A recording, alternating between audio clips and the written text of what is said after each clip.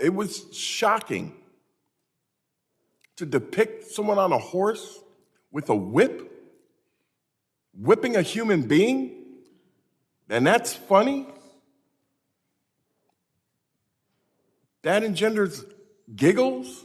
That's funny. People being whipped. Wow. Wow. Thank you. There is no one on this committee that thinks whipping people is a laughing matter. I was laughing about something completely unrelated. The history of men on horses whipping or carrying whips of black bodies is a real damn thing. The fact that Marjorie Taylor finds it funny is abhorrent. It is extremely poor behavior of people on this committee to continue to attack my character for political points, likely for campaign ads. But her Republican counterparts won't care. They won't hold her accountable. Neither will the people who support her on Instagram, Twitter, or Facebook. Neither will the people who vote for her. Because the level of disdain, the level for the tolerance in America for black suffering is so high that you can laugh about a Haitian being whipped by a border patrol person in this country in 2023. This is where we find ourselves. And the idea that Marjorie Taylor tries to lie her way out of it and say, oh, I wasn't laughing at that. I was laughing about something else. In a hearing, in her legal capacity as a representative of Georgia's district, she tries to use this BS lie that she was laughing about something else. What are you doing in committee hearings that you're paying attention to something else, that you're finding it funny? At the exact time people are talking about bodies, human bodies, black human bodies being whipped. On it, it says, whipping ass since 1924. On the other side, it says, Horse Patrol Unit reflecting allegations for years. There you see a U.S. Border Patrol agent with a whip in his hand, whipping a Haitian migrant. Now, we all saw the pictures of this. This is not something that was made up or fabricated. But among agents, this is being circulated. This is being circulated. This is America. This is a trick.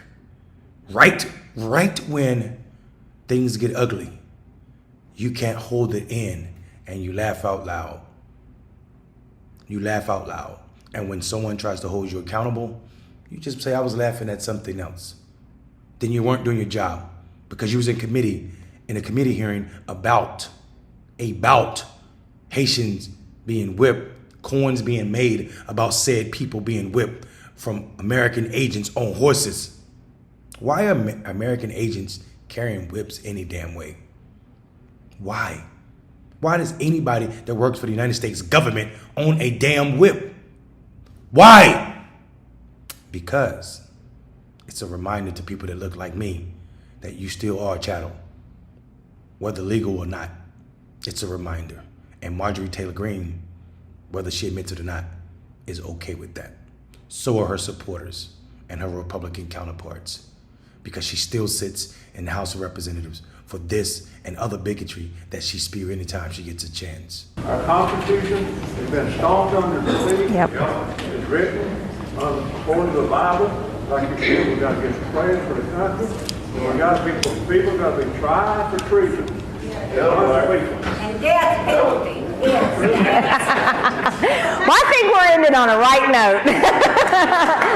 Listen, thank you guys for sticking around. Georgia Congresswoman Marjorie Taylor Greene just can't stop threatening political violence against her opponents, including this call for the GOP's political enemies to be executed for treason. Real classy, Margie. Wishing death on the Democrats has become just another Republican way of saying hello, and it's infecting every part of the GOP. And as we saw after one terrifying incident in Utah, all that violent rhetoric is leading some people down a dark and ultimately deadly path. On Wednesday, the FBI shot and killed Craig Robertson, a Utah man they'd been seeking to question about several graphic death threats Robertson addressed to Joe Biden and other public officials. Robertson's comments may shock us for how extreme they appear, but these are actually pretty common ideas at Trump rallies. MSNBC's Joy Reid shared some especially disturbing clips during her chat with George Conway. That's Nazi Germany Hitler. You can't silence your political opponents because you don't agree with them. Joe Biden should be in prison for his bribes. The vote was stolen. I believe it. In my heart. Remember, they blew up one of the election quarters where they kept all of the Dominion machines. Why'd that blow up? If Donald Trump were to be found guilty by a jury, where do you see this going? Civil war.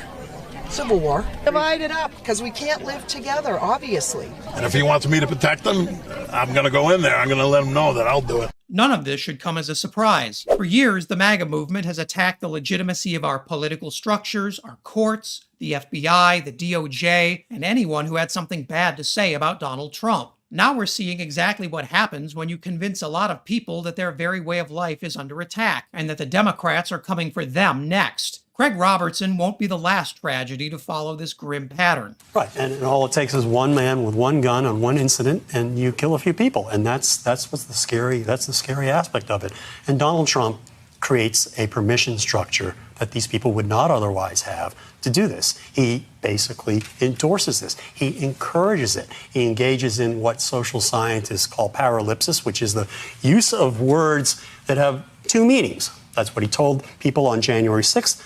Let's fight. You need to fight for your country. He uses apocalyptic rhetoric. And at the center of this rotten web of conspiracies and authoritarianism is a simple idea, that Donald Trump should be above the law, and that Republicans' only job is to help Trump reclaim power next year, even if he's in jail. I will vote for President Trump, even if he is in jail, because that's the one man I believe needs to be back in the White House. I don't know, Margie. With Fulton County District Attorney Fani Willis saying she has upwards of a dozen indictments to hand down next week, there's a good chance you might be joining Trump in prison too. The only way to prevent Donald Trump from pardoning himself and then claiming unprecedented levels of power is to make sure Trump stays out of the White House in 2024. And it might be a good idea to get rid of that GOP House majority, too. Donald Trump supporters claim our country is facing an existential crisis of democracy, and they're right. They just don't realize or care that the threat is coming from the guy who says the laws don't apply to him. These nutcases may represent only a quarter of the country, but that's still a lot of people, especially when they're all heavily armed. This is one problem that isn't going away on its own.